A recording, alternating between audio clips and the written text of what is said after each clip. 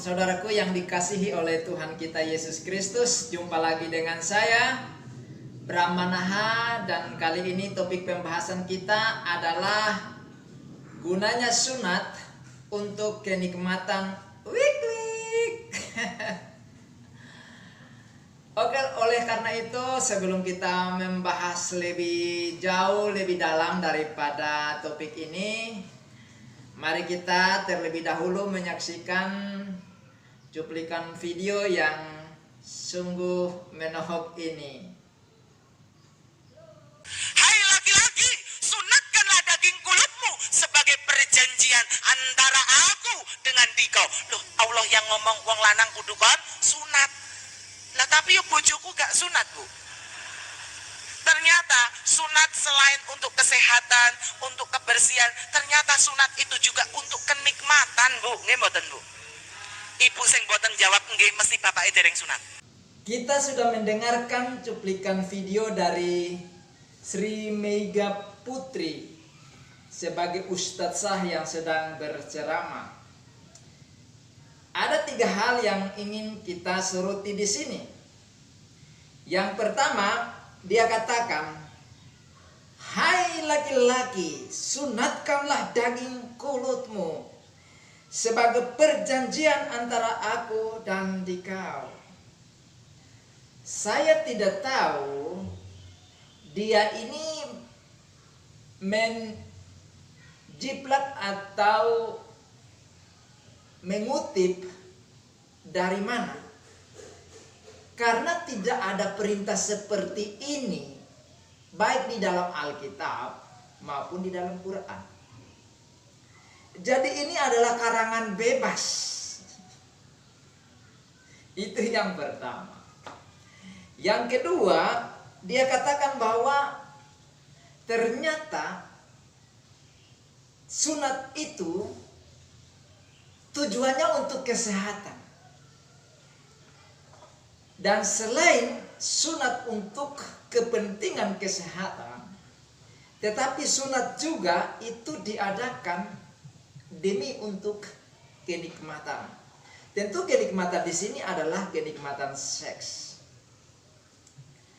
Apakah benar bahwa sunat itu diadakan untuk kesehatan dan untuk kenikmatan wik-wik? Ketika saudara baca di dalam Alkitab, Kejadian sampai Wahyu, maupun di dalam Al-Quran, tidak pernah tertulis satu kata pun, satu kalimat pun yang mengatakan bahwa sunat itu diadakan dengan tujuan untuk kesehatan jasmania dan untuk kenikmatan seksualitas. Ini penting.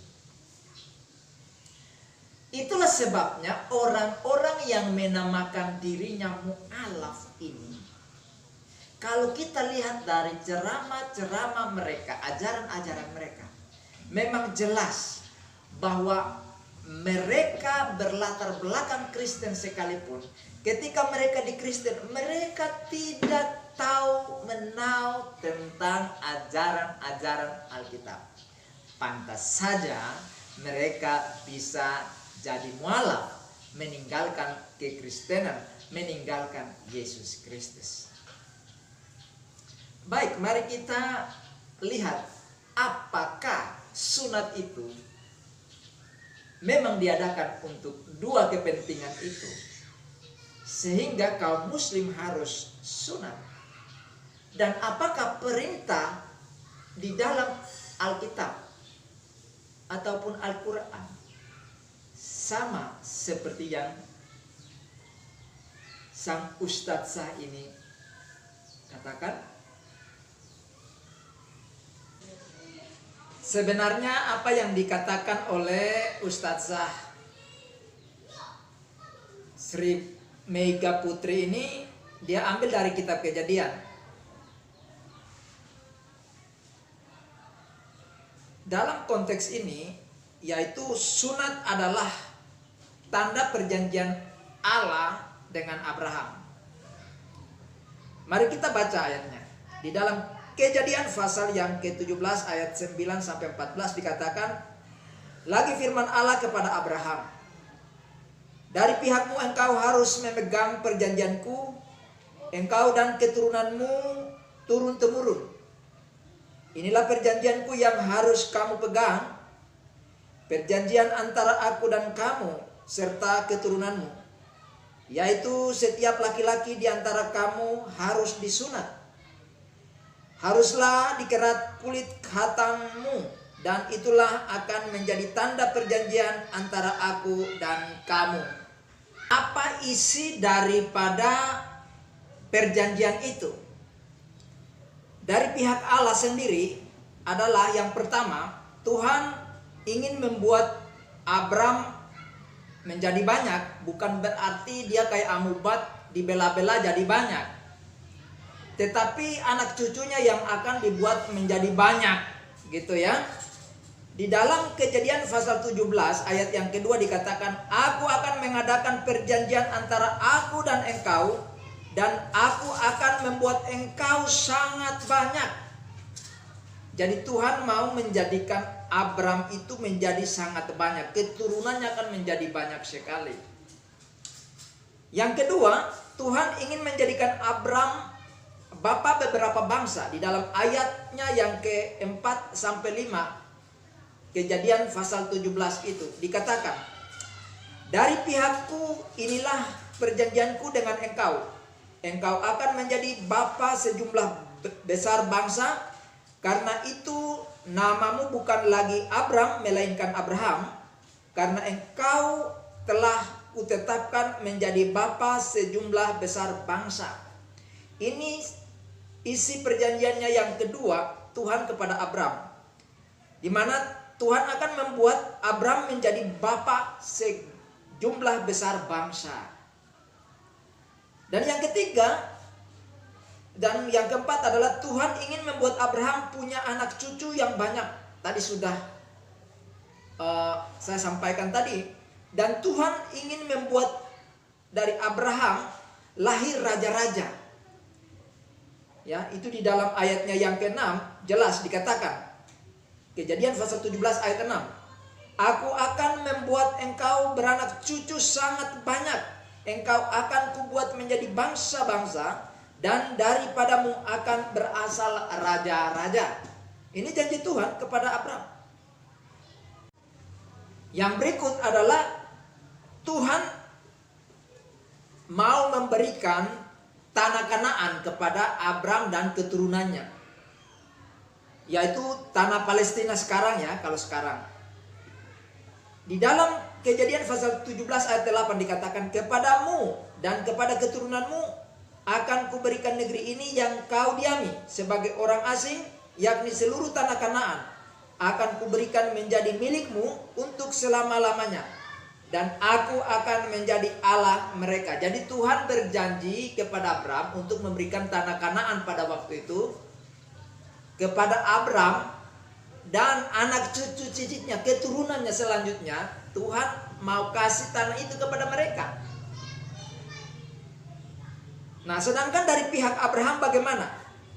Dari pihak Abraham Tuhan katakan Abraham harus hidup dengan tidak bercela. Di dalam Kejadian pasal 17 ayat 1 dikatakan, ketika Abram berumur 99 tahun, maka Tuhan menampakkan diri kepada Abram dan berfirman kepadanya, akulah Allah yang Maha Kuasa. Hiduplah di hadapanku dengan tidak bercela. Jadi Tuhan mengharapkan Abraham itu hidup dengan tidak bercela, hidup suci, hidup kudus, agar berkenan kepada Allah. Dan yang kedua adalah Tuhan ingin supaya Abraham dan keturunan itu memegang janjinya, yang tadi saya sebutkan di atas. Di dalam Kejadian pasal 17 ayat 10 dikatakan, inilah perjanjianku yang harus kamu pegang, perjanjian antara aku dan kamu serta keturunanmu, yaitu setiap laki-laki di antara kamu harus disunat. Jadi saudara, Tuhan membuat perjanjian dengan Abraham. Kemudian perjanjian itu disahkan dengan yang namanya sunat. Jadi sunat itu adalah materai atau cap sebagai tanda perjanjian Allah dengan Abraham itu jadi sah. Itu turun temurun. Jadi ini tidak ada hubungannya dengan kesehatan atau dengan wik-wik, dengan kenikmatan seksual. Enggak ada. Ini kan ngawur namanya. Ya, enggak ada hubungan sama sekali. Nah, apakah Tuhan itu salah menciptakan? Sehingga ketika laki-laki lahir itu kulit katanya itu utuh itu, apakah Tuhan salah? Apakah itu tidak sehat? Apakah yang sunat aja yang sehat? Berarti kamu yang dulu tidak sunat itu tidak sehat dong. Sehingga harus disunat agar sehat. Itu penelitian kesehatan dari mana? Tuhan memang menciptakan laki-laki seperti itu. Cuma itu tadi hanya perjanjian antara Abraham dan Tuhan itu disahkan melalui sunat. Dengan melihat apa yang diungkapkan di dalam Torah mengenai Abraham dan keturunannya, yang mana Allah berjanji untuk memberkati Abraham dan keturunannya, kemudian memberikan tanah Kanaan kepada keturunan Abraham dengan ditandai melalui sunat. Itu tidak ada hubungannya dengan kesehatan, tidak ada hubungannya dengan kenikmatan seksual. Jadi kenapa Ustadzah Mega Putri ini menafsir ke yang aneh-aneh? Lagi pula saya ingat kata dosen saya, kalaupun kamu mau sunat sampai habis,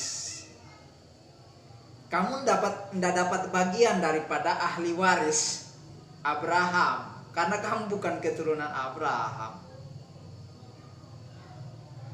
Jadi sunat ini tidak ada hubungan dengan agama apapun. Ini hanya berlaku bagi Abraham dan keturunannya. Jadi yang mendengarkan ceramah dari Ustadzah Mega Putri ini, kalian telah dibohongi. Jadi tidak ada sangkut pautnya dengan agama. Ini adat istiadat dan budaya Yahudi. Jadi saudaraku yang menyaksikan video ini, apa yang sudah saya paparkan kiranya membuka wawasan saudara untuk melihat kebohongan demi kebohongan yang dilakukan oleh para mualaf ini. Yang sudah nonton, jangan lupa untuk like, subscribe, kemudian komentar di kolom komentar. Saya pasti akan membalas setiap komentar Anda. Dan share kepada teman-teman yang lain agar mereka juga tahu apa yang Anda tahu. Bunyikan lonceng notifikasinya agar video-video saya yang terbaru Anda tidak ketinggalan untuk menyaksikannya. Sampai jumpa pada video berikutnya. Tuhan Yesus memberkati saudara. Haleluya, shalom.